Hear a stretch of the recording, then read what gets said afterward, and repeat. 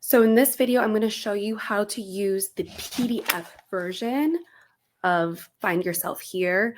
When you purchased, you received an email that it attached the PDF, and it also linked the Google Doc version. So you may have already downloaded it straight from the email, but just in case you missed that attachment or you no longer have the email, or something happens to your inbox and you lose track of it, I have uploaded into this dashboard, this course dashboard, a way for you to always be able to download the PDF again. So I'm going to share my screen and show you exactly how to do that. It's pretty self-explanatory, but I want to make sure that everyone feels confident in accessing the tool for themselves. So when you're logged in the first lesson, it's called Download Folder.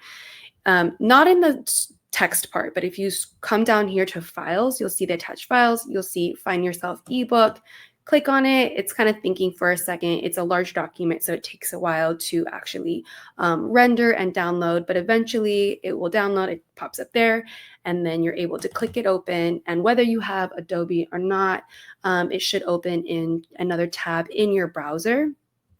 And from here, you'll be able to download it to your computer or print it. And I wanted to point out too, I've added a note. Actually, I can scroll down in this digital version. So actually the first real text, if you scroll down, workbook features on page 7, I've made a note right at the bottom of the page that lets you know the page numbers, page 26 through 89, that you can select if you want to save money, save paper, and save ink when it comes to printing. So instead of printing the entire 150-page document with lots of color and images and things like that, you could choose to print just the prompt sections, the 7 prompt sections, which includes a little bit of the images for each prompt section and their blurbs, but mostly it's just the 3 to 4 prompts within each of those sections. So 26 to 89 are the pages that you really might want to print if you wanted to handwrite, especially in those early stages, right? That juicy brainstorming, just free-flowing, handwritten part of writing your stories. Now, also, when you download this PDF, there's another feature that I embedded in. So let's say you get to the prompt section.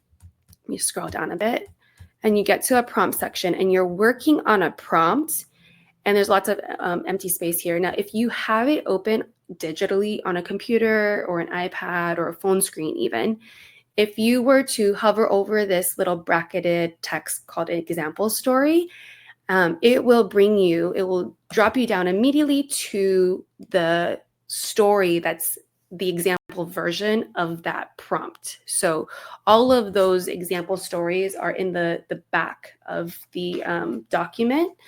And so it's one way that you can easily just get to the prompt that